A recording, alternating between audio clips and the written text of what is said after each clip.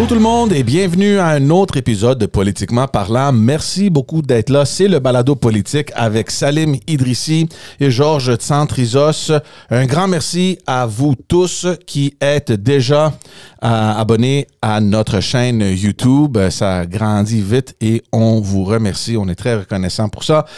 Évidemment, vous pouvez aller nous voir sur toutes les plateformes audio, que ce soit sur Spotify, Apple Podcast ou sur Amazon. Et c'est Noël, donc n'oubliez pas d'aller voir aussi notre petit magasin sur notre chaîne YouTube. Vous allez trouver plein de petites affaires de Politiquement parlant que vous pouvez ajouter dans votre liste de cadeaux. Salim, comment ça va? Ça va. Mais tu penses-tu vraiment que quelqu'un va acheter un truc politiquement parlant, il va l'offrir à... Moi... Pour les gens qui ont des amis qui sont fans de Justin Trudeau, une belle tasse politique pendant les fêtes. Voilà. Lui, il va pas passer de bonnes fêtes. Et en plus, lui, le 25, c'est sa fête aussi. En plus. Écoute, on avait dit aux gens la semaine passée qu'on allait faire un dernier épisode. Et nous, dans notre tête, à nous, c'est les fêtes. Il n'y a rien qui se passe. L'actualité politique est finie. On va avoir un épisode un peu plus relax. On pensait même avoir un invité avec qui on pourra peut-être rire et avoir du fun avec. Tu penses quoi, toi, de cette semaine-là? Lundi, ça, c'était la fin de semaine, en passant, pour les gens qui nous écoutent. Là. Ça, c'est, on discutait un peu avec Salim. Qu'est-ce qu'on fait? C'est le dernier épisode. On va faire ça relax. Qui est-ce qu'on peut éviter avec, qu'on peut amener un peu d'humour, etc. Puis là, arrive lundi matin. Ouais. Écoute, les gens d'humour, ils n'étaient pas disponibles, puis ça tombe bien parce que c'était... disons que pour l'actualité politique, ça prenait quelque chose d'un peu plus analytique. Puis les analystes que j'ai approchés m'ont dit qu'ils n'étaient pas disponibles, mais là, je les vois partout à la télé. donc, c'est ça. Écoute... As-tu déjà vu quelque chose comme ça? Puis on va le mettre en contexte. Là, je doute sérieusement qu'il y ait une personne qui suit le podcast ou l'actualité politique en général qui n'est pas au courant de ce qui est arrivé cette semaine. Écoute, d'abord, est-ce que j'ai vu quelque chose comme ça? Non, j'ai jamais vu quelque chose comme ça. Je ne pense pas qu'il y ait du monde qui ont vu des choses comme ça. C'est vraiment assez spectaculaire. C'est rarement quelque chose qui arrive parce que c'est rarement quelque chose qui est voulu. Mais Salim, la semaine passée, je te demandais, est-ce que c'est possible que Justin Trudeau, dans son remaniement ministériel, remplace Chrystia Freeland? J'ai même mis un clip pour ceux qui s'intéressent. Jamais dans la vie, une personne qui suit la politique ou qui l'analyse ou qui la commente aurait imaginé que dans un remaniement ministériel, dans une année électorale, tu mets à la porte ta ministre de Finances. Non, c'est sûr. Moi, je l'ai dit puis je l'ai répété. C'est sûr que quand tu changes ton ministre des Finances, qu'on le veuille ou non, là, c'est ton numéro 2. C'est le numéro 2 de ton gouvernement. Oui. Puis, dans le cas de Mme Freeland, non seulement elle était ministre des Finances, mais elle avait aussi le titre honorifique de vice-première ministre qui vient d'une certaine manière officialiser le fait qu'elle était numéro 2. Oui. Puis, ce qui est très surprenant, très bizarre aussi, c'est que M. Trudeau lui a annoncé qu'il allait la remanier, qu'il allait lui la faire changer de poste 2 jours avant ce qu'on appelle un énoncé économique d'automne. En anglais, le Fall Economic Statement, qui est une sorte de mini-budget dans lequel on est capable de voir un petit peu si les chiffres de l'année dernière se sont confirmés suite aux vérifications de la vérificatrice générale et ensuite de voir si dans l'année en cours, et généralement on a déjà fait 6 mois, dans ce cas-ci 9 mois même, est-ce que dans l'année en cours, on est toujours sur les bases de ce qui avait été annoncé au dernier budget? Ouais. Et parfois aussi la possibilité d'annoncer des choses. Et d'ailleurs, c'est ce qu'ils ont cherché à faire indirectement avec la question du congé de taxe de TPS et puis les $250 là, par salarié. Là. Bref, M. Trudeau, honnêtement, tu sais, c'est difficile. Oui, je vais le critiquer. C'est difficile de savoir exactement ce qu'il y avait dans sa tête à ce moment-là, mais je ne peux pas comprendre comment tu peux dire à une ministre des Finances, lundi, tu vas te lever en chambre, tu vas défendre un énoncé économique, puis mardi, tu ne seras plus ministre des Finances. Non, mais l'audace d'appeler ta ministre, puis d'après ce qu'on a appris via Zoom en plus, là, et de lui dire que mercredi, je procède à un remaniement ministériel, puis tu ne seras plus la ministre des Finances. J'ai Non. jamais dans ma vie, mais Salim, pour les gens qui nous écoutent, là, c'est très important. Un premier ministre qui fait son remaniement ministériel, il y a 0 appels qui se font à peine peut-être quoi, 10, 12, 5 heures avant l'annonce. On veut vraiment contrôler l'annonce. On veut pas que ça coule dans les médias. 5 jours avant, tu dis à ta ministre, va au bat. Non, mais attends. Plante-toi, puis mercredi, je te remplace. Non, juste un instant. Je suis d'accord avec toi. D'une manière générale, puis d'ailleurs, c'était l'objet un peu de la critique que j'avais à l'égard de M. Trudeau. Tu sais, tu fais pas ça d'avance, mais je veux juste quand même dire une chose qui est quand même importante. Ce qu'on ne sait pas, c'est pourquoi cet appel Zoom a eu lieu. T'sais, parce que même les appels là-dessus, d'habitude, là, c'est pas des Zooms ou des choses comme ça. Là. Mais c'est peut-être aussi un appel qu'a initié Mme Freeland, qui elle-même voulait parler avec M. Trudeau. Et d'ailleurs, il y a quelques rumeurs qui disent que c'est ça qui s'est passé. Pourquoi? Parce que justement, la semaine dernière, quand on avait commenté là-dessus, qu'est-ce qu'on disait? On disait que dans les médias, il semblait y avoir un peu de coulage d'infos, une grogne, ouais. Etc. Puis, avec tout ce qui était rapporté par les médias, notamment la possibilité que Mark Carney arrive, peut-être prenne le poste de Mme Freeland, etc., ça se peut qu'elle ait dit « Hold on a second, moi je vais parler avec Justin, j'ai envie de savoir qu'est-ce qui se passe qu'elle a forcé une discussion et que cette discussion sur Zoom a mené à ce qu'il ouvre son jeu et qu'il lui dise clairement j'ai l'intention de te changer. Mais moi, ce qui est une erreur. Hein? Je suis pas en train de te dire, attention, hein? Je suis pas en train de dire qu'il aurait eu raison de le faire. Je suis juste en train de te dire que ça se peut qu'il y ait un contexte qui explique que ce soit arrivé, mais même à ça, normalement, il aurait jamais dû lui annoncer ça. C'était juste de lui dire regarde, on reste concentré sur ce qu'on a à livrer là. Un remaniement, s'il devait avoir lieu, il y aura lieu plus tard. That's it. Ouais. Mais moi, les informations que moi j'ai eues à travers les différents médias, c'est que l'appel a été demandé par le bureau du premier ministre. Donc, c'est pas elle qui a demandé à parler c'est les informations que nous recevons. Peut-être que ça a du sens. Mais de toute façon, comme tu dis, le point ici, c'est que Justin Trudeau, pour une raison que j'ignore et que j'ai de la misère à comprendre là, depuis lundi, qu'est-ce qui s'est passé. Personne ne comprend. Évidemment, M. Trudeau, c'était un blackout médiatique depuis lundi. Il a annulé toutes ses entrevues médiatiques, tout ce qu'il avait planifié avant les fêtes, c'est fini. Puis même lui, il ne se présente pas, sauf à 2 reprises qu'on va en discuter. Mais juste pour revenir dans le contexte, je suis tout à fait d'accord avec toi. Pourquoi annoncer ça? Je comprends pas. Je comprends pas pour quelqu'un qui fait de la politique depuis 2008 et quelqu'un qui est chef d'un parti et premier ministre depuis 2015, quelqu'un qui, depuis presque 10 ans, est entouré supposément par les meilleures personnes en communication, en stratégie, en whatever. Comment tu peux faire une gaffe de même? Écoute, c'est... comment? En fait, je vais te dire un truc. Tu dis que c'est une personne qui fait de la politique, c'est-à-dire active, c'est-à-dire qu'à titre d'élu depuis 2008. La réalité, c'est que... on peut pas dire que c'était une progression fulgurante. Là. Normalement, avec toutes les responsabilités qu'il a pu avoir, notamment celle de Premier ministre dans les 9 dernières années, normalement, il y a toujours une évolution. Hein. On devient de plus en plus fort. Il y a une espèce de maturité qu'on gagne.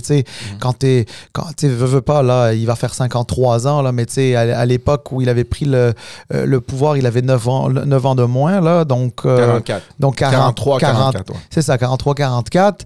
Mais tu sais, quand tu as pris 10 ans de plus, normalement, tu prends en maturité, tu prends en sagesse, tu prends en expérience. Mais tu sais, pour la majorité des Canadiens, c'est le même Justin Trudeau en 2015 et aujourd'hui. C'est juste qu'aujourd'hui, il est dans le trouble et qu'à l'époque, il marchait sur l'eau.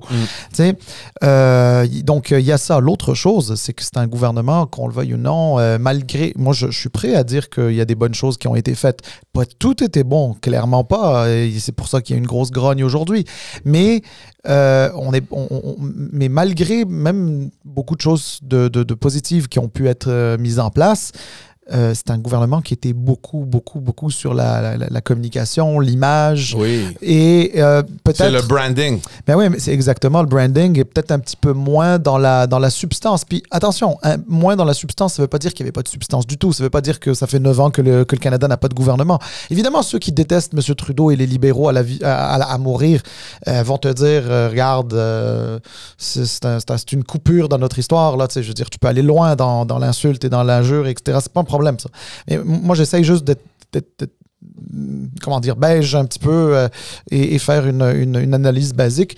La réalité, c'est que s'il y avait eu aussi une évolution, ben peut-être qu'on n'en serait pas là. Et puis tu me dirais, tu aurais le droit de me dire, mais ouais, mais Salim, s'il avait pris en maturité politique, etc., ben peut-être qu'il aurait choisi de partir il y a un an et ça aurait été... Parce que là, c'est pas juste lui qui est mal pris. Lui est mal pris, son parti est mal pris, et surtout, le plus important, le pays est mal pris. Ouais. Parce qu'on arrive là à la fin d'une législature qui est minoritaire, c'est-à-dire qui voit un gouvernement minoritaire, donc instable. On arrive à la fin, puis là, il peut même pas faire l'intérim de lui-même. Tu comprends? C'est comme... Parce que s'il s'en va, ça prend un intérimaire. Mais un intérimaire à la tête du chef du Parti libéral du Canada, c'est un PM intérimaire.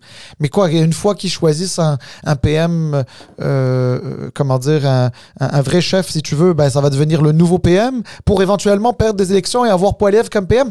Ça n'a pas de sens. Ça n'a aucun sens. Mais on est arrivé à un point, Salim, où on ne peut pas regarder à ce qui a du sens ou non, parce que, comme tu dis, c'est quoi l'expression? Minuit moins 5? Ben là, on est à moins 2, puis moins 1, puis on compte en secondes. Là, on n'est plus en minutes. Oui, parce que non seulement c'est la fin de la législature ici au Canada, mais c'est le début d'une nouvelle administration aux États-Unis qui rentre en force. Donc, la fenêtre que tu as normalement pour entrer au pouvoir et assumer ce qui s'en vient, moi, je pense qu'il est fermé. Il n'y a pas d'opportunité. Donald Trump, il rentre le 20 janvier. Le 21 janvier, supposément, il y a les tarifs. Nous, de notre côté ici, on n'a pas de premier ministre. Si jamais il décide de quitter, on va avoir peut-être un premier ministre par intérim. Est-ce qu'on va avoir des élections? Et si on a des élections, on laisse tomber toute la politique avec les États-Unis entre-temps, le temps qu'on cherche un nouveau premier ministre. Puis c'est le bordel complet. Puis juste pour retourner à ce que tu disais,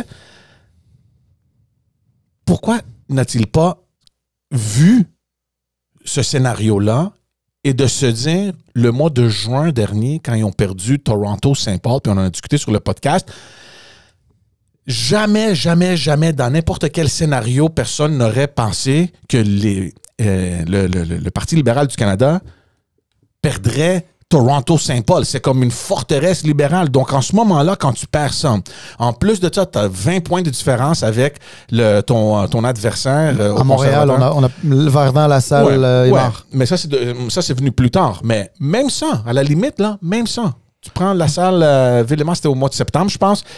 Quitte. Like, what are you doing? Just leave. Mais et encore, c'est drôle parce que je te trouve assez indulgent là-dessus parce que oui, tu as raison. Toronto-Saint-Paul, ça aurait dû être le maximum, le plus loin. Mais parce que d'après moi, c'est ça qui déclenche tout. Non. La réalité, George, c'est qu'il y a un trop-plein. Ce trop-plein, il dure depuis bien trop longtemps. Et la réalité, c'est que il aurait dû assurer sa succession pendant qu'il avait encore une entente avec le NPD.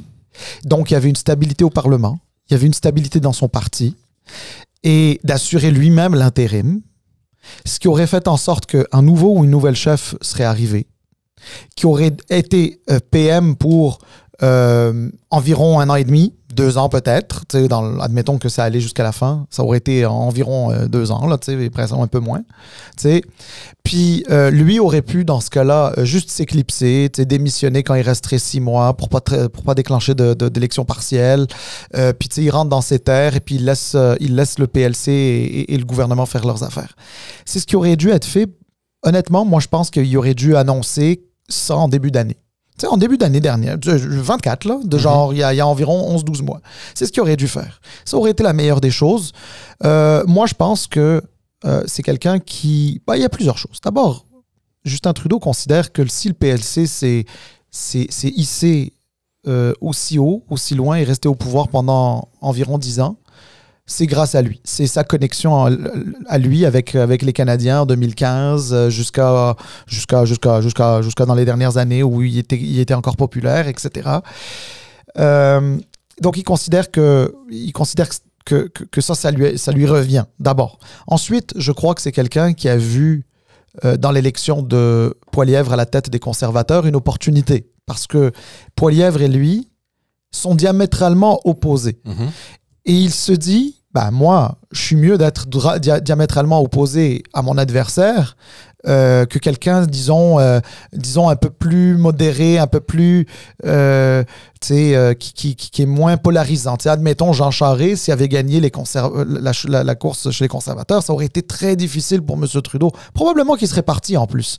Pourquoi? Parce que justement, le positionnement idéologique de Jean Charest, qui est un conservateur historique, là, pas le courant des dernières années, aurait fait en sorte qu'il aurait pigé de manière assez importante dans les rangs libéraux. Moi, j'ai croisé des libéraux qui étaient all the way Trudeau, qui m'ont dit que, écoute, si ça avait été Charest, écoute, j'aurais voté conservateur les yeux fermés. Là, alors lui, il se dit, Poilievre est polarisant, puis peut-être que moi aussi, je suis polarisant, mais je peux pas être aussi pire que Poilievre. Dans sa tête, c'est ça. Mais c'est pas égocentrique, ça, Salim. Bien sûr, ça l'est. Mais évidemment que ça l'est. Mais parce bien que sûr. T'es un politicien, puis on revient à ce qu'on disait, que normalement, en 10 ans, t'aurais dû avoir une certaine maturité, assez pour comprendre qu'une vie politique, il y a un deadline.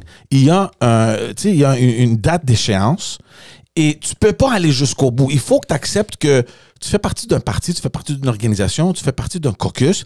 T'es pas le dieu, là. T'es pas le sauveur là, de tout le monde. Là. Je sais que dans ta tête, à toi, t'as rebâti le Parti libéral, comme t'as dit, mais il y a eu une mutation d'une organisation politique à un culte de Justin. Exactement.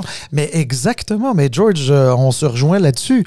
D'ailleurs, je veux juste te dire un truc. C'est un peu drôle, hein, parce que j'ai parlé avec quelques personnes qui sont taguées PLC, mais genre pas à peu près. Là, genre, c'est des gens qui ont fait la chefferie de M. Trudeau. C'est des gens qui ont travaillé dans divers cabinets. Certains d'entre eux ont travaillé avec lui, etc.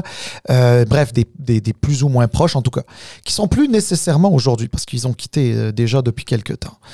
Puis, écoute, de 4-5 personnes avec qui j'ai pu parler, eux autres, c'est drôle, ils me l'ont pas exprimé comme ça, mais c'est comme ça que je l'ai ressenti. C'est que eux autres, ils disaient, ce parti, c'est plus un parti de libéraux fédéraux, c'est un parti de trudeauistes. Mais oui. Et donc, le problème, c'est que le trudeauisme fait en sorte que tu as même des gens du PLC, genre, pour qui le PLC est une institution fondamentale, incontournable, qui dépasse même Trudeau. Pour eux, Trudeau est en train d'abîmer une marque sur laquelle qu'il a rebâti d'une certaine manière. Donc, il abîme quelque part même ce qu'il a fait de bien. Mais en faisant ça, c'est une autre marque. C'est un autre brand là, qui est sorti. C'est le brand Trudeau qui, à l'inverse, le brand Trudeau fait en sorte que la personnalité de Trudeau était comme plus importante que le parti. Exact. Et malheureusement, en politique et en démocratie, il faut le rappeler, c'est dangereux lorsqu'une personne devient plus importante que l'institution. Parce qu'à ce moment-là, c'est plus les intérêts idéologiques du parti, c'est plus les intérêts du Canada. Ça devient un... Je ne veux pas dire que c'est ses intérêts à lui, parce que je ne pense pas qu'aujourd'hui, dans l'état dans lequel il est, il a des intérêts. Mais il n'y a plus de boussole. On a déjà parlé de la boussole dans d'autres circonstances, là, mais c'est-à-dire que tu es en train de gérer le quotidien. Tu n'es plus en train de gérer parce que tu as une idée, parce que tu as un objectif, parce que tu as une direction, une vision. C'est un peu ça. Moi, j'ai vu cela, Salim. On l'a mentionné plusieurs fois. Le comté où moi je travaillais au provincial, c'était son comté ou c'est toujours son comté au fédéral. Donc moi j'ai vu cette transformation-là. Évidemment, tout le monde a vu l'état du Parti libéral du Canada avant l'arrivée de Justin Trudeau avec le passage de Stéphane Dion et ensuite de Ignatieff. Le parti a été démoli. Puis s'il y a une chose qu'on doit accorder à Justin Trudeau, c'est d'avoir donné une nouvelle vie à ce parti-là. Et comme tu as dit, le branding, le marketing, c'était the best. C'était les meilleurs. Je ne sais pas c'est qui faisait tout ça, là, mais évidemment, c'est le nom aussi de Justin Trudeau derrière ça. Ils ont fait une job extraordinaire pour redonner cette vie-là au Parti libéral du Canada. Et quand nous, au provincial, on avait perdu les élections en 2012, et on commençait à voir un peu qu'il y avait une déconnexion qui commençait avec la base. Puis tu sais, parce que Charest était un premier ministre qui était assez populaire. Puis on a vu un peu, tu sais, la difficulté que les gens avaient à penser, ben là, qu'est-ce qui se passe maintenant? On s'en va où sans Jean Charest? Tu sais, il y a eu, pas autant qu'il va l'être au fédéral, mais au provincial, on l'a vu. Puis je me rappelle à l'époque parler avec des militants, des membres du Parti libéral du Canada qui, en même temps, étaient des membres de son association là, dans Papineau. Puis il me disait que, Justin, tu sais, c'était le Dieu, là, c'était le bon Dieu. Puis moi, je dis, guys, faites attention parce qu'à un moment donné, la vie politique de Justin Trudeau va prendre fin. Vous avez pas, c'est comme ça, la politique. Il ne peut pas rester là pendant toujours. Il va devoir terminer. Donc, donnez pas trop d'attention à Justin Trudeau. Je comprends, il y a une vague, il y a l'appui, tout le monde l'aime. C'est Justin, c'est le Dieu, puis tout ça, il est beau, il parle bien, il fait des selfies. Tout ça, c'est beau. Mais il va arriver un moment où il ne sera plus là, puis vous allez être dans le trouble parce que dans votre tête, vous allez vous chercher quelqu'un que vous voudriez mesurer à Justin Trudeau. Puis, ça n'existe pas. Au niveau profil, là, tu comprends? Pas au niveau de qualité de politicien. Donc, ça, c'est un problème qu'ils viennent de voir, OK, soudainement, comme s'ils ne pouvaient pas le voir il y a 1 an ou 2. Mais en tout cas, ça, c'est des problèmes du parti. Ils les régleront, puis le parti va rentrer dans un trou énorme. Il va avoir de la difficulté à recommencer, à redémarrer cette machine-là, parce que je crois profondément, comme je te l'ai dit, il y a eu une grande mutation entre un organisme politique, qui est le Parti libéral du Canada, vers, franchement, un culte de Justin Trudeau. Il va avoir un moment donné, il va devoir laisser le temps passer pour filtrer les gens qui prient seulement à Justin Trudeau et de refaire un vrai parti politique, une machine politique et électorale. Tout ça étant dit, je veux quand même, je prends en considération que on ne sait pas qu'est-ce qui est arrivé avec Justin, pourquoi il a pris ces décisions-là. Moi, j'ai souvent questionné sa compétence, puis après ce que j'ai vu lundi, ça semble s'aligner vers le fait qu'il est complètement incompétent. Mais je veux quand même qu'on discute un peu de Chrystia Freeland. On disait la semaine passée que une personne comme Chrystia Freeland qui a mis sa crédibilité en ligne, qui a dit au mois d'avril dernier, je mets des guardrails, je mets un maximum, nous ne dépasserons pas le déficit de 40 milliards de dollars, quoi qu'il arrive.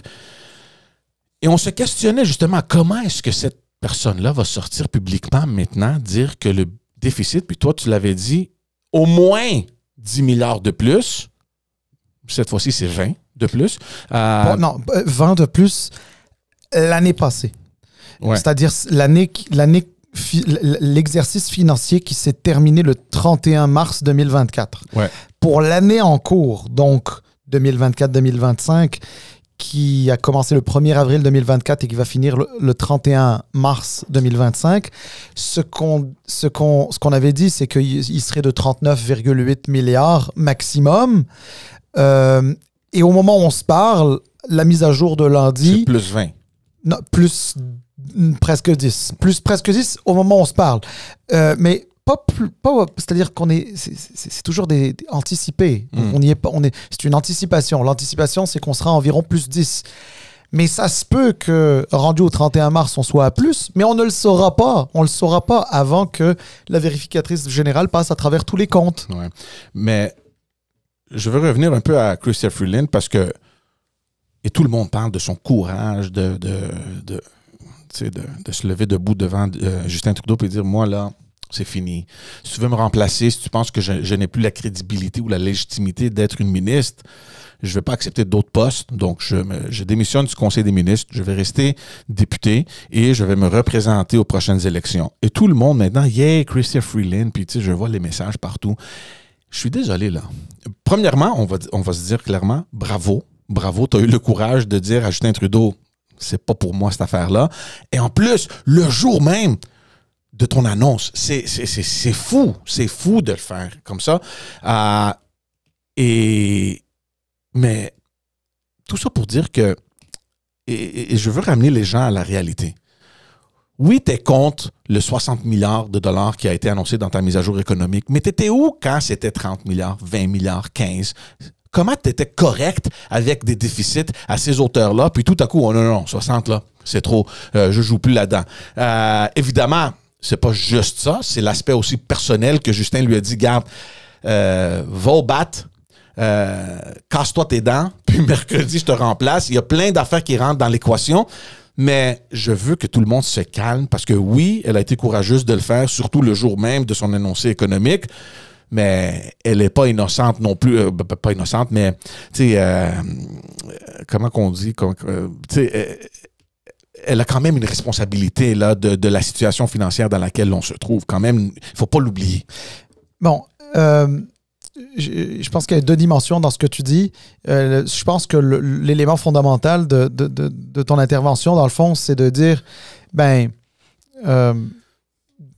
a été dans ce gouvernement-là, elle a occupé des fonctions très importantes, y compris la fonction de ministre des Finances depuis plus de 4 ans, je crois maintenant. Vice-première ministre, elle était assise à côté de M. Trudeau tout le temps. Elle a défendu tous les budgets qui ont été déposés, que ce soit ceux de M. Morneau ou les siens. Donc, elle est, comme faisant partie de cette équipe-là, elle est aussi responsable. Donc, elle ne peut pas jouer, comme on dit familièrement, elle ne peut pas jouer aux vierges offensées puisque elle était là. C'est pas comme si elle avait dit c'était un problème avant, puis elle était ministre des Finances aussi. Je suis d'accord. Je suis d'accord, dans le fond, qu'effectivement, c'est-à-dire qu'elle ne peut pas se désolidariser de la gestion financière du gouvernement Trudeau auquel elle a appartenu. C'est sûr que honnêtement, pour moi, le jour où elle va faire ça, elle va se décrédibiliser. Pour moi, c'est pire de te distancer sur ces questions-là que simplement d'accepter une politique, même si elle ne fait pas l'affaire de tout le monde, mais au moins c'est une orientation, c'est une politique, c'est une façon de penser, c'est une approche économique. Maintenant, là où, puis je ne veux pas donner l'impression que je la défends, parce que je ne suis pas là pour la défendre, mais j'essaye juste d'expliquer un peu son positionnement à elle d'aujourd'hui, en tout cas comment moi je perçois son positionnement à elle. Son positionnement, c'est de dire, mais oui, j'ai été solidaire de tous les déficits qu'on a fait, puis j'étais d'accord, puis je les ai défendus sans aucun problème.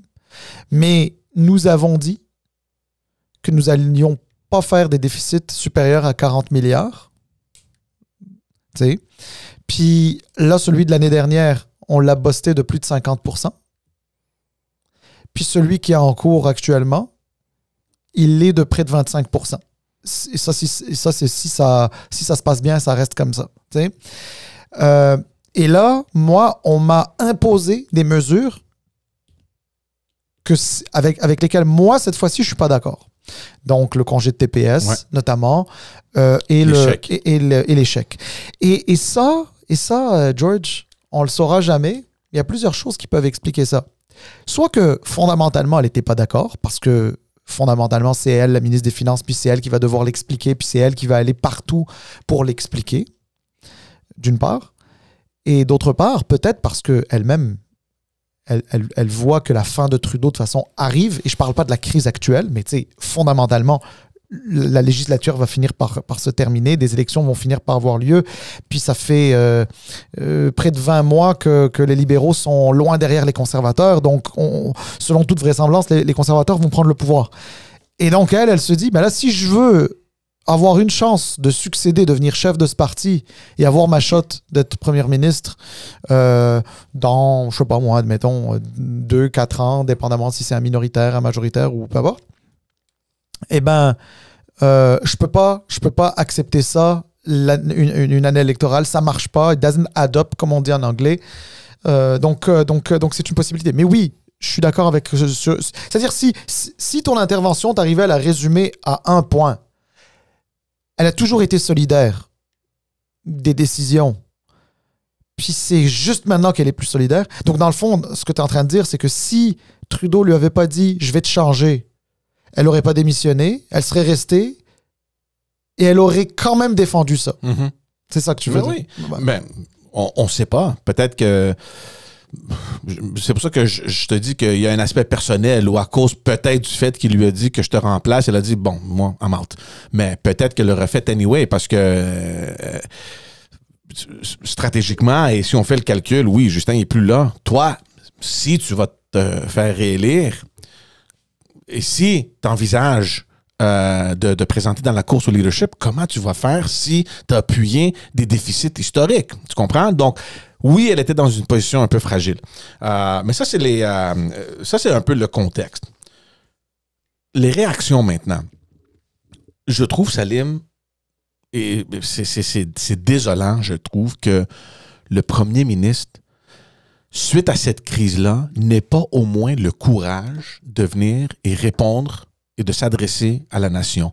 C'est une crise énorme. Ça s'est jamais produit dans ton année électorale, dans la journée même de l'énoncé économique que ton ministre des Finances démissionne. C'est le plus gros aveu d'échec qui peut exister en politique. Il y a rien d'autre. Il y a aucun autre message qui peut être envoyé pour te dire « You're done, it's over, je quitte, t'es fini ». Il y a rien.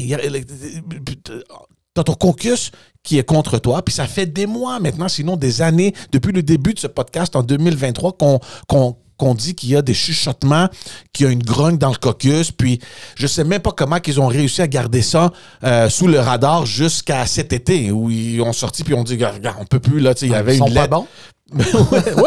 Excuse, ils sont pas bons. Mais... Non, mais je veux dire, sérieusement, au caucus, à un moment donné, ils savent pas. Ils savent pas. Là, mais t'avais une vingtaine, mais ils sont restés. Ils n'ont pas eu le courage de sortir publiquement. On sait juste qu'ils existent autour d'une lettre que personne n'a lue. Enfin bref, moi, je n'ai même pas envie de parler de ça tellement c'est. On va y revenir parce que là, c'est littéralement la révolte dans le caucus, là, mais Justin Trudeau lui-même, là, il n'y a pas une responsabilité de s'adresser devant les Canadiens. Pas les membres. Pas les membres du Laurier Club. Là, c'est pour ceux qui se questionnent, le Laurier Club, c'est comme les élites donateurs au parti. Puis les employés au party de Noël. Non, je parle aux Canadiens qui se demandent shit, qu'est-ce qui se passe maintenant? OK, alors, je regarde. Il y a deux choses. Il y a le côté analytique, puis il y a le côté, entre guillemets, partisan dans ce qu'on peut dire. Là-dessus, déjà, à la base, tu poses une question qui est très importante. Est-ce qu'il aurait dû ou est-ce qu'il devrait s'adresser aux Canadiens suite à cette crise? La réponse est oui. Tu peux pas être le premier ministre d'un gouvernement, perdre la personne la plus importante de ton gouvernement. Le leader des Canadiens. Non, mais tu peux pas être premier ministre, perdre ton ministre des Finances, qui est la personne la plus importante de ton gouvernement, et ne pas t'adresser aux Canadiens. Quand je dis ne pas t'adresser aux Canadiens, je parle pas d'une adresse à la nation formelle. Je parle, mais minimalement, de sortir devant les médias puis d'avoir à répondre à des questions et de passer tes messages. Yeah. Pour moi, dans mon livre à moi, c'est quelque chose qui devrait pas se passer. Il aurait dû faire ça. C'est dommage qu'il ne l'ait pas fait. Bon, maintenant, là-dessus, on peut pas être plus d'accord. Bon, maintenant, dans l'image, si on vient voir l'image, puis on va passer au côté partisan, mais dans l'image, c'est un premier ministre affaibli par ce qui s'est passé. Il s'en va dans un événement, partisan de financement avec ses donateurs. Il parle. Puis 1 ou 2 journées plus tard, il y a un party de Noël des employés. Le jour d'après, ouais. Il parle. Il parle pas de l'enjeu. Mais il s'adresse à ces gens-là. Donc, comme si rien n'était. Non, comme si rien n'était. Il n'y a rien qui se passe. Mais et ça, dans l'image, dans l'image, on va s'entendre, c'est pas bon. Puis, à partir du moment où l'image n'est pas bonne, et c'est là que j'embarque sur le côté plus partisan, ben, quand tu es un adversaire, quand tu es Pierre Poilievre chez les conservateurs, ou Jack Meeting chez les néo-démocrates, ou Yves-François Blanchet au Bloc ou ailleurs, qu'est-ce qu'on va dire? On va dire, ah ouais, la personne n'a pas parlé aux Canadiens, mais il est allé parler à son monde qui finance son parti, puis aller parler à son staff. Bon, on va se le dire, là, George. La vérité, c'est que c'était des événements qui étaient déjà prévus. Là, je veux dire, c'était pas... Oui, mais il y a une crise, mais ce que je veux dire... Non, mais ce que je veux dire par là... Mais bien sûr qu'il y a une crise, puis c'est ça que j'ai dit dès le début. Il aurait dû s'adresser aux Canadiens, ça c'est certain. Il aurait dû répondre aux médias, ça c'est certain. Mais à partir du moment où il a décidé qu'il n'allait pas parler encore au public, il était mieux de ne pas parler à ses donateurs et de ne pas parler à son staff, puis juste de se terrer dans son trou, jusqu'à temps qu'il décide c'est quoi qu'il fasse. Mais qui ne parle pas aux Canadiens, mais qui leur parle à eux, mais sachant que oui, c'était prévu, oui que... Non. C'est sûr que tu vas avoir des gens qui vont l'utiliser contre toi. C'est évident, l'image est pas bonne. L'image est pas bonne. Tu sais, c'est ça. Bon, écoute, maintenant... il y a peut-être une explication au fait qu'il ne s'est pas adressé aux Canadiens. C'est parce que s'il doit s'adresser aux Canadiens, il doit être en mesure de leur dire... Mais il n'y a rien à leur dire. Il n'y a rien à leur dire, Salim. Attends un instant. C'est soit il va leur dire qu'il reste, soit il va leur dire qu'il part. Mais si lui n'a pas pris encore la décision parce qu'il n'a pas encore tout le portrait, il préfère ne pas répondre, ce qui n'est pas nécessairement une bonne chose d'un point de vue, entre guillemets, relations publiques ou en termes d'image, mais qui, dans la situation très malaisante dans laquelle il est, ben, il considère qu'il n'a pas le choix. Mais moi, je suivais ce qui se passait à tous les jours. J'étais honnêtement obsédé devant ma télévision, en train de regarder, puis de parler à des gens et échanger pour avoir un sens, là, pour essayer de mieux comprendre. Parce que je ne pouvais pas comprendre le contraste entre la crise qui arrive et un Justin Trudeau qui sort avec un sourire comme si rien n'était, minimiser un problème qui est très sérieux. Tu sais, on s'en va en élection, on ne sait pas qu'est-ce qui arrive avec ton parti, on ne sait pas qu'est-ce qui arrive, est-ce qu'on va avoir un premier ministre pour s'adresser à la nouvelle administration aux États-Unis? Est-ce qu'on va être en plein milieu d'une élection? Est-ce que tu vas proroger le Parlement pendant je ne sais pas combien de temps, puis revenir au mois de mars, pas de budget, t'annonces une campagne? C'est vraiment sérieux ce qui arrive, puis là, tu sors avec un sourire. Est-ce qu'il y a des libéraux dans la salle? Ah, tu sais, des fois, comme une famille... Personne qui a répondu, là. Ben là, franchement, comme toute famille, il y a des chicanes autour de la période des fêtes. Ha, ha, ha. Hey, c'est pas une joke, man, ce qui arrive. Réveille-toi.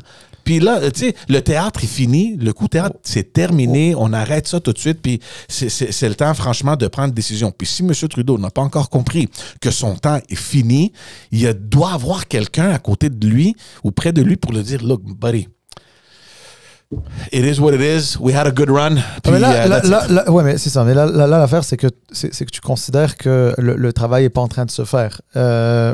C'est sûr que quand on voit comment tout ça a été géré, puis encore une fois, je te parle pas de la crise entre vendredi passé puis aujourd'hui, là. Je te parle d'une manière générale, là, depuis déjà, j'ai envie de te dire, 1 an, voire plus, là, 15 mois, là, tu sais. Oui, clairement, il y a beaucoup de critiques. Hein. Depuis tantôt, je te dis en quoi moi je pense qu'il a mal fait ici, il a mal fait là, il aurait dû partir l'année passée, etc. Mais maintenant, une fois que tu es rendu dans la crise, on peut toujours revenir en arrière, puis il aurait dû. Mais une fois que tu es dans une crise, là, c'est une crise, là, une crise comme ça politique, là, c'est comme une rage dedans. Là.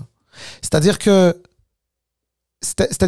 t'aurais dû, comment dire, traiter ça avant. Mais là, une fois que t'es rendu, que t'as mal à la dent, là, c'est pas le temps de dire « Hey, j'aurais dû ». Non. Là, maintenant, t'essayes juste de faire en sorte que de trouver une porte pour arrêter cette douleur-là. Mais tu sais, on n'en a pas parlé ici, mais tu sais, je sais qu'on a échangé déjà, toi et moi, là-dessus, là. Mais, tu sais, aujourd'hui, Justin Trudeau, il sait une chose, c'est que ses jours comme premier ministre sont comptés. Mm-hmm. Est-ce qu'il va démissionner bientôt ou est-ce qu'il va faire la prochaine élection puis il va se faire battre? On ne sait pas laquelle des deux, mais c'est les deux extrêmes. Mais les deux extrêmes, c'est soit il démissionne bientôt, donc il part bientôt, soit qu'il fasse l'élection puis il va se faire mettre dehors. Ça, lui, il le sait. Quand même pas stupide, il le sait. Mais aujourd'hui, quand tu dois prendre la décision de est-ce que je dois quitter maintenant ou est-ce que je dois faire l'élection, il y a beaucoup d'éléments à prendre en considération et c'est de sa faute parce qu'en ayant tardé, il a limité ses options et ses options sont toutes mauvaises. Il n'y en a pas une qui est bonne. Qui parte maintenant ou qui fasse l'élection ou qui fasse l'intérim le temps que quelqu'un d'autre arrive, les trois options sont mauvaises. Et on ne parle pas d'options pour lui, on parle d'options pour les Canadiens, pour le pays. Oui, mais c'est ça que je te dis. Ouais. C'est-à-dire que on est à l'étape de la rage dedans. Ouais. C'est ça l'affaire. Maintenant, la question, c'est est-ce que tu l'arraches et tu sais que même si tu l'arraches, ça va quand même te faire mal un certain temps? Ou est-ce que tu dis, je sais pas, là, je mets des antidouleurs le temps que la dent tombe toute seule. Là, ça serait l'élection, ça, par exemple. Eh ben, tu sais. Fait que, bref, en tout cas, tout ça pour dire que moi, sincèrement, je peux me tromper, évidemment, j'ai pas de boule de cristal, mais moi j'ai l'impression que c'est quelqu'un qui, aujourd'hui, il a trois options. Il démissionne aujourd'hui, genre dans les quelques jours qui viennent, là, ou peut-être début janvier, admettons, là. Donc, il s'en va, littéralement, il s'en va. La deuxième option, c'est il annonce un intérim, puis il trouve une façon avec son parti de désigner un nouveau chef, celui qui va faire la campagne. Ou alors, il trouve son salut jusqu'à la prochaine élection, tout en sachant qu'à la prochaine élection, son chat est mort. Parce que tu peux pas survivre à cette élection. Il le sait. Tu sais, même aller... Mais t'imagines, c'est quoi une campagne électorale, George? Une campagne électorale, c'est être Justin Trudeau et aller dire aux Canadiens: faites-moi confiance pour une 4e fois. Il le sait. Le message est impossible. Mais c'est pas juste ça, Salim. C'est que, puis on va revenir un peu après sur les options là, qu'il a. Mais tu peux pas aller en élection comme le leader d'un parti dans lequel les 2/3 presque de ton caucus ne te veulent pas parce qu'ils ont peur de perdre leur comté avec toi comme chef, et un parti qui est même pas sûr où est-ce qu'il s'en va avec toi comme...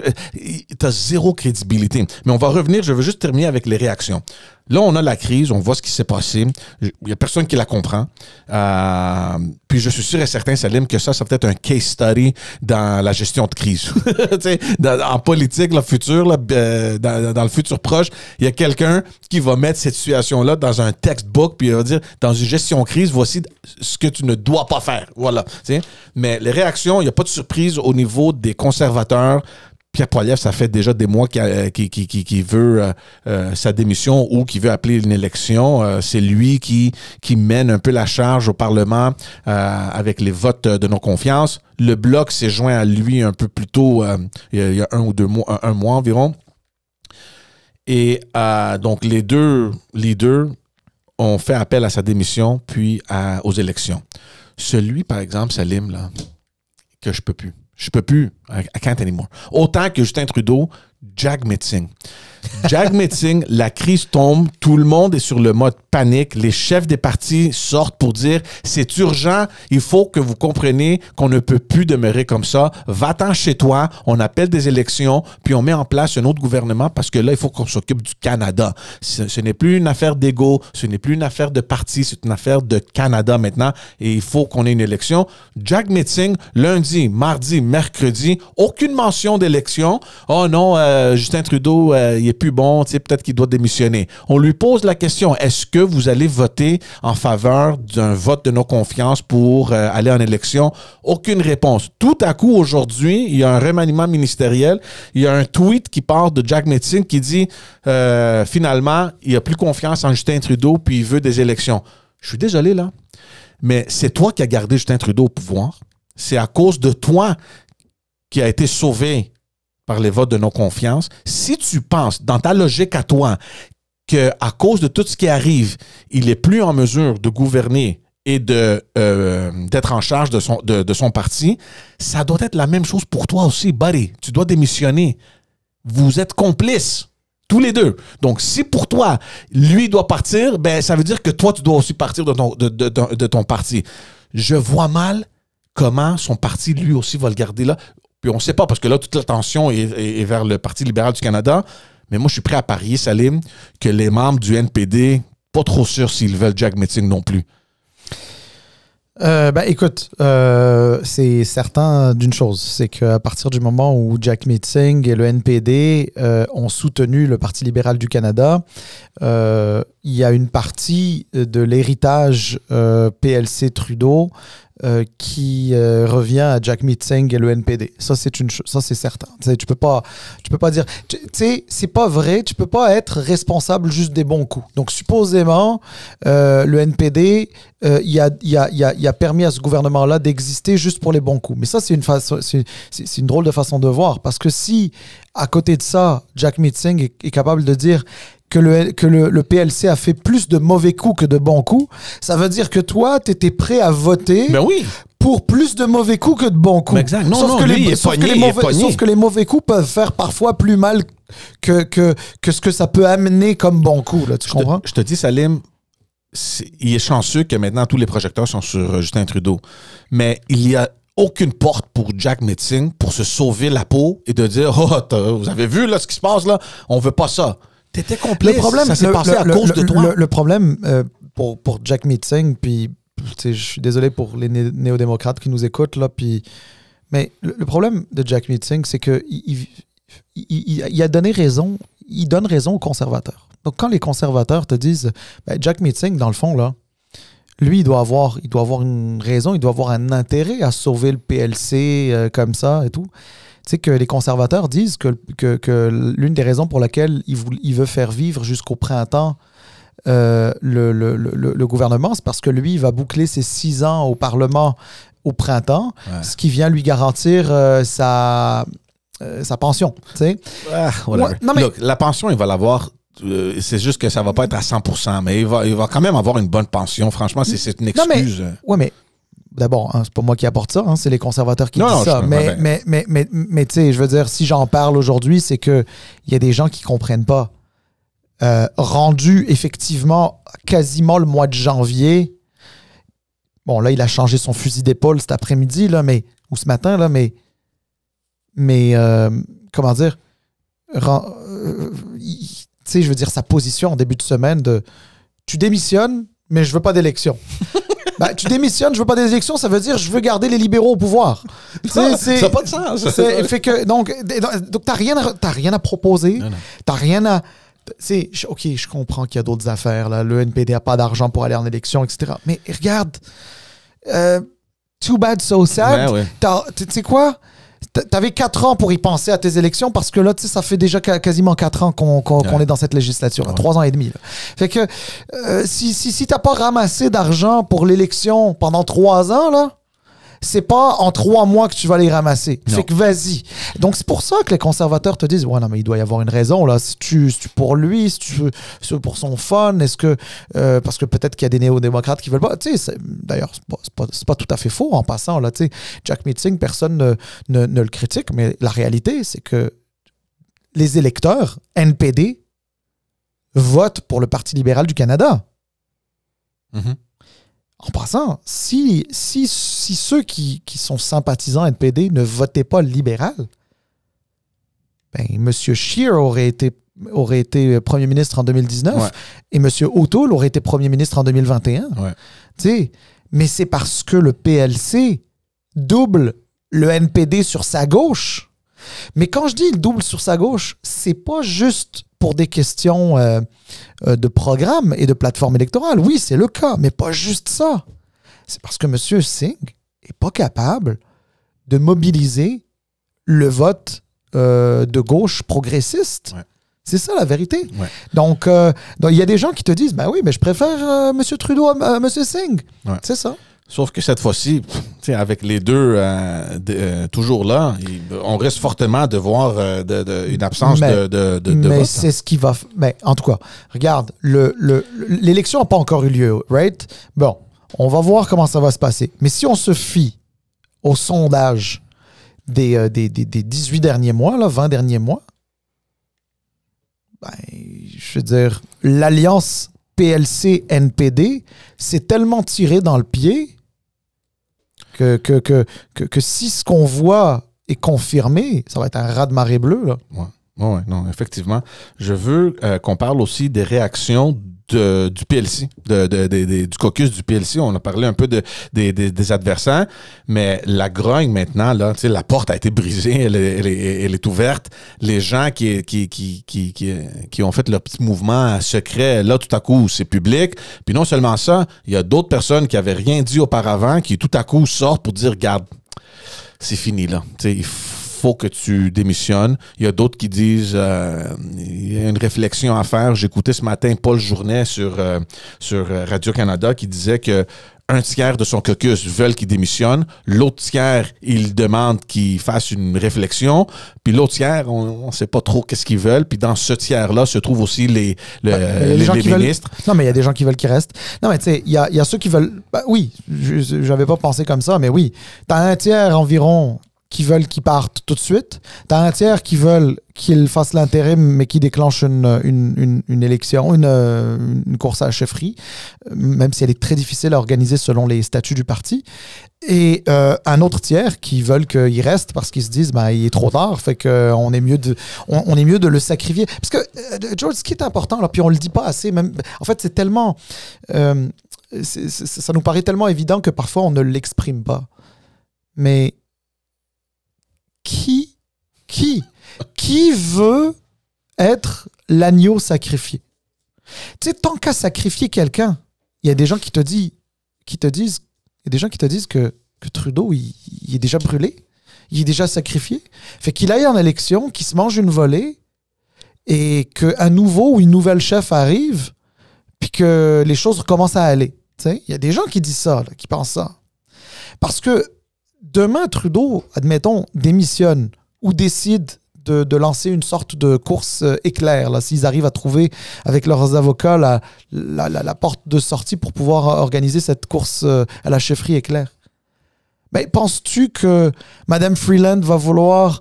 faire campagne avec lui? Ben, c'est pas faire campagne avec lui, mais être l'agneau sacrifié, je pense pas. Est-ce que M. Champagne va vouloir être l'agneau sacrifié? Je pense pas. Est-ce que Mélanie Joly va vouloir être l'agneau sacrifié? Je pense pas. Je dis pas ça, Salim. Je dis l'autre chose. L'option où, bon, c'est tout à fait légitime de penser de même et je partage un peu ce que tu dis parce que n'importe qui, demande à n'importe qui, il y a personne qui voudrait rentrer maintenant au parti et assumer les responsabilités de quelqu'un d'autre qui a coulé le navire pratiquement au complet. Mais si on pense comme tu penses que, bon, regarde, laissez Trudeau aller, là, qu'il fasse l'élection, qu'il brise ses dents, puis on réglera tout après les élections en opposition et on cherchera un nouveau chef, etc. Comment, dans ce scénario-là, est-ce qu'une Freeland fait campagne avec Trudeau? Comment est-ce que, dans ce scénario-là, tous les autres qui veulent pas... Qu'est-ce que tu veux dire par faire campagne avec Trudeau? Parce que Trudeau sera plus là. Non, si on suit ta logique où on laisse Trudeau faire l'élection, puis qu'il mange une volée, qui perd son élection, puis qui quitte après... Ben, dans cette élection-là, tu te vas en élection avec Justin Trudeau toujours comme chef. Comment les autres vont faire campagne avec lui? Ben oui, ben, je comprends. Mais tu sais, c'est sûr que... Parce que là, je dis ça parce qu'il y a plein de personnes qui disent, regarde, moi là, si c'est toujours lui, je fais plus campagne. Regarde, ben, d'abord, il y en a certains qui ont déjà annoncé. Tu sais, par exemple, tous ceux qui veulent se représenter là, vont être... Si Trudeau décidait de rester là, pour faire l'élection ou si le contexte fait en sorte que Trudeau reste pour faire l'élection, tu sais, Mme Freeland qui a dit qu'elle allait se représenter, Ouais. ben, Comment qu'elle va faire? bon, elle va être là. Tu sais, Puis tu penses-tu que Justin Trudeau va signer son bulletin de candidature? Mais ça, c'est. Regarde, là, ça, c'est done deal. Là. Ça, c'est pas. Ça, c'est vraiment pas un enjeu. Non.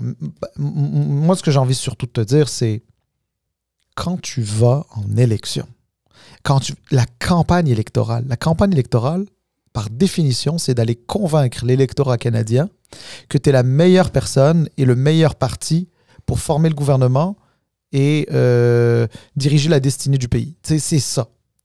Le problème, c'est comment tu peux te présenter devant les Canadiens après avoir vécu une crise politique des plus importantes des dernières décennies, j'ai envie de dire. Tu sais, te présenter et dire « je suis la bonne personne » quand tu es affaibli autant, c'est impossible. C'est impossible. Puis oui, tu vas me dire, en plus, ce sont des élections... Parce que dans notre système à nous, ce sont des élections législatives. Hein. On élit un parlement avant tout.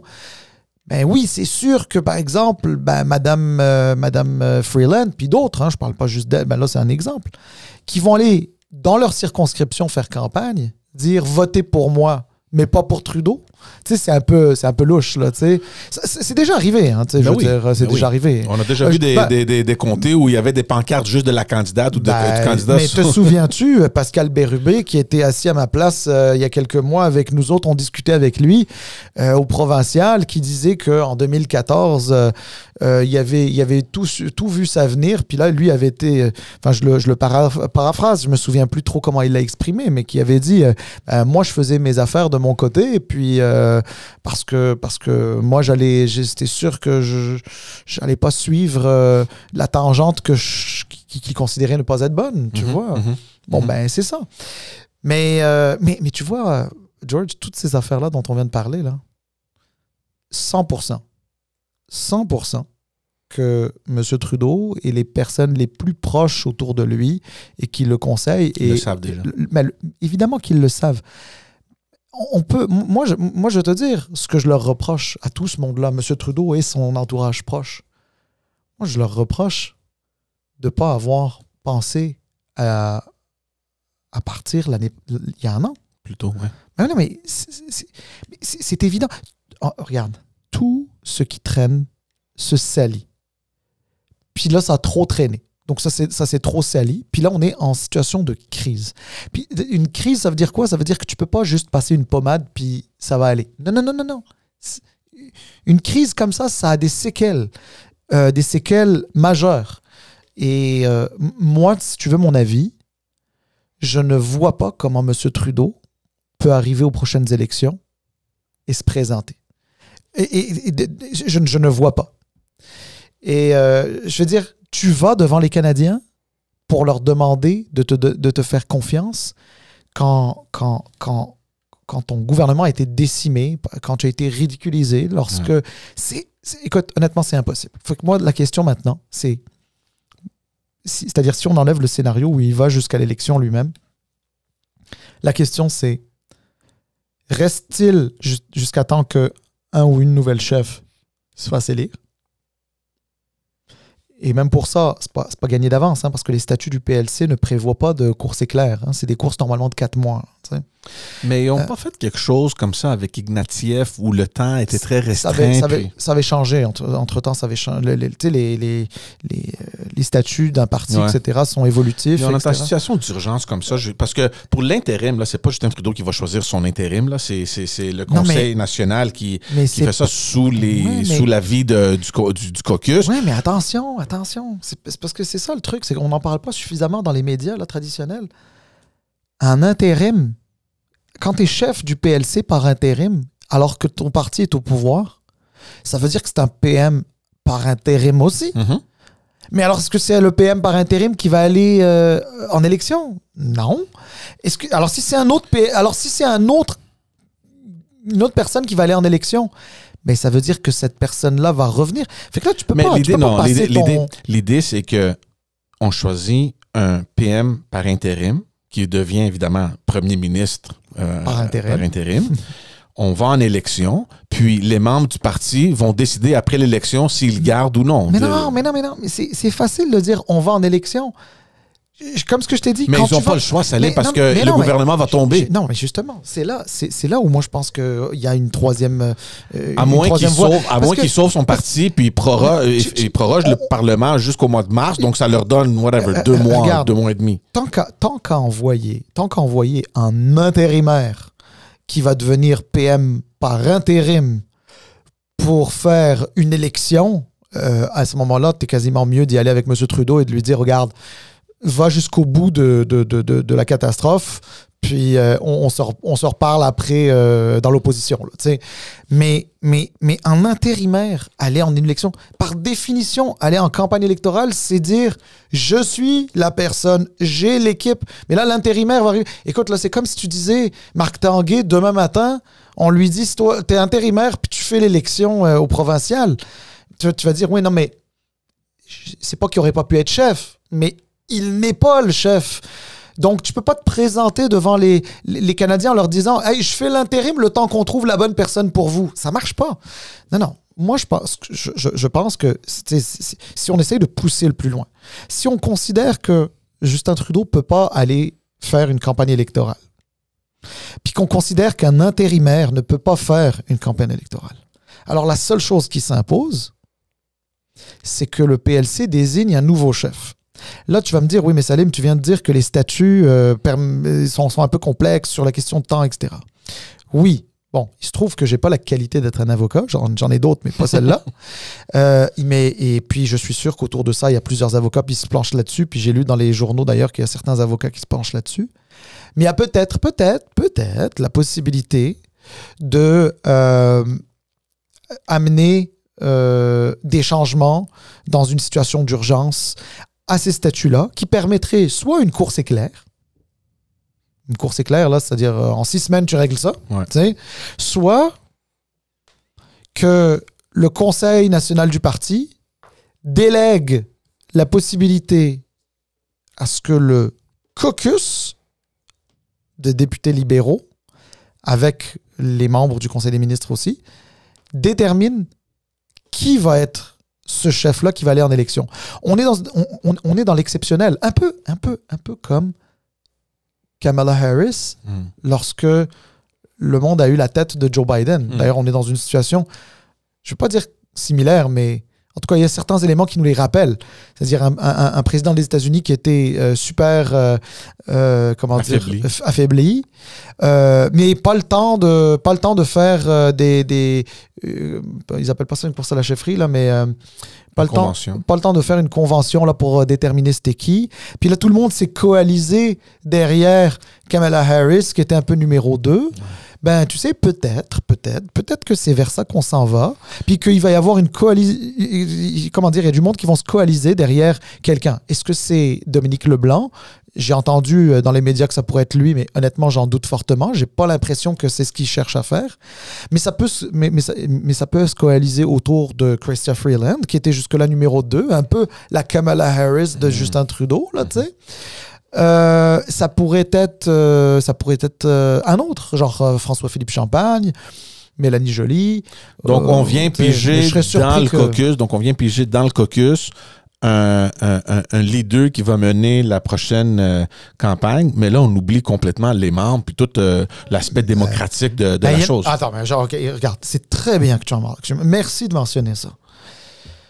T'as raison que normalement, dans un parti politique, il y a une forme de démocratie interne et qu'il faudrait la suivre.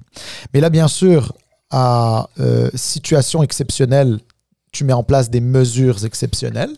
Donc là, on parle vraiment de situation exceptionnelle. Mais surtout, ce que j'ai envie de te dire, moi, la démocratie interne au PLC, pour moi, elle avait mangé un coup déjà avec la course à la chefferie qui avait vu M. Trudeau devenir chef du PLC, parce qu'à ce moment-là, les cartes de membres étaient gratuites et il y avait le statut de sympathisant. C'est-à-dire, t'es pas membre, t'es sympathisant. T'sais? Et donc, autrement dit, tu pouvais avoir des gens qui n'étaient pas nécessairement membres du parti qui pouvaient voter pour le chef. Mais non, c'est un privilège que de voter pour le chef d'un parti. Donc, il faut que tu sois membre. C'est-à-dire, si t'es pas membre, moi, honnêtement, j'aurais beaucoup de misère à être dans un cas de figure où un membre ait un vote équivalent à quelqu'un qui n'est pas membre. Ouais. C'est un peu ça. Puis en même temps, puisqu'on parle des membres, on fait quoi avec tout ce culte de Justin Trudeau auprès du parti qui, assurément, veulent que leur patron reste là. Mais regarde juste un truc. C'est que quand tu es encore une fois, on est dans une situation de crise, il faut rester focus, il faut rester concentré sur l'essentiel. Il y a des choses là, c'est pas le temps d'y penser. C'est le culte ou non de Trudeau, ça c'est honnêtement rendu là, c'est secondaire. D'autant plus qu'attention, qu'on le veuille ou non, il y a encore du monde qui aime beaucoup Trudeau et pas juste autour de lui, puis pas juste au parti, mais il y a des gens au Canada qui aiment encore beaucoup Trudeau là, tu sais. Puis regarde, tu peux pas jeter le bébé avec l'eau du bain. Alors, prendre une certaine forme de distance vis-à-vis de lui pour pouvoir asseoir un leadership, donner une orientation, incarner un rafraîchissement, 100% d'accord avec toi. Mais tu sais, la personne qui va venir dire, bon ben, regarde, Trudeau est pas là, on s'est débarrassé de lui, tant mieux, maintenant je suis là, tu risques d'avoir des libéraux qui vont rester à la maison, qui vont pas aller voter, et tu vas te retrouver avec des châteaux forts libéraux qui vont tomber encore. Ouais. Moi, je pense que ça va arriver anyway, mais l'autre chose que les médias ne parlent vraiment pas, c'est qu'il y a des provisions dans le Parlement pour les caucus de voter et de retirer leur leader, comme on a vu par exemple en Angleterre avec Boris Johnson. Je ne sais pas comment la mécanique fonctionnerait, mais si selon Paul Journet, il y aurait 2/3 de son caucus qui ne le veut pas et qui font appel à ces provisions-là, à ces mécanismes-là, et qui votent de faire sortir Justin Trudeau, ben, too bad, so sad, bye-bye. Tu sais, je sais pas. Puis encore là, c'est une grande crise. Il y a eu le remaniement ministériel très rapidement. D'après toi, c'est cosmétique? Il n'y a rien qui va se passer? Des nouveaux visages? Qu'est-ce qu'ils essaient de faire? Ben, écoute, c'est sûr, il y a des nouveaux visages. De ces nouveaux visages-là, tu as des gens qui, d'après ce que j'entends, c'était des gens chez qui on percevait un certain talent. Moi, je pense que ce talent-là, on ne va pas le voir parce qu'on n'aura pas le temps de le voir de toutes les manières. Il n'y a pas eu de gros changements. Là. Les gros ministères, là, ils n'ont pas été touchés. Ouais. Que ce soit les affaires étrangères, que ce soit les finances, que ce soit sciences, industrie, sciences, innovation, et justice, etc. Il y en a plusieurs là, qui n'ont pas changé. Bien sûr, il y a certains ministres qui ont été déchargés de 2-3 portefeuilles, de 1 ou 2 portefeuilles de plus. Les grands changements, si on veut, les promotions, c'est en sécurité, le Conseil du Trésor et en transport, donc Mme Petitpas-Taylor et Mme Anand qui reçoivent même des gros ministères. Mme Anand avait déjà les transports suite au départ de Pablo Rodriguez. Ouais. Donc, dans le fond, c'est plutôt... Elle a été... sa tâche a été allégée. Et donc, le Conseil du Trésor est allé à Mme Petitpas-Taylor, effectivement.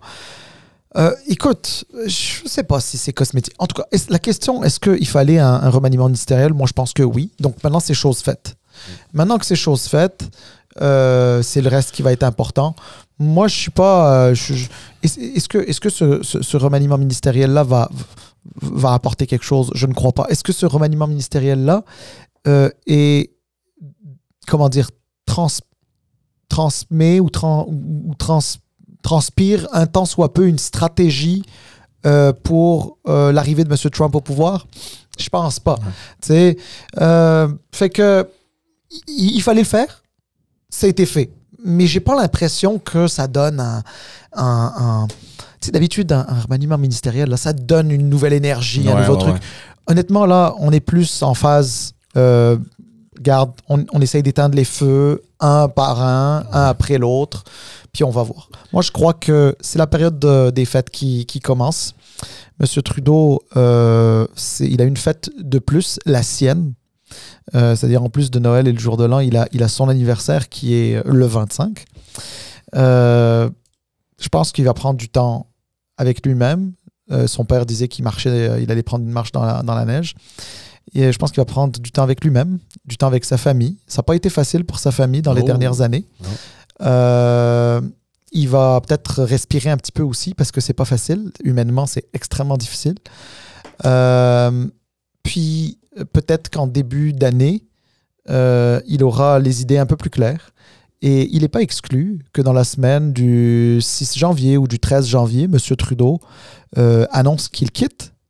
Mais entre-temps, il aura mis en place, il aura trouvé, lui, puis son entourage, les avocats, etc., peut-être une façon de voir une solution.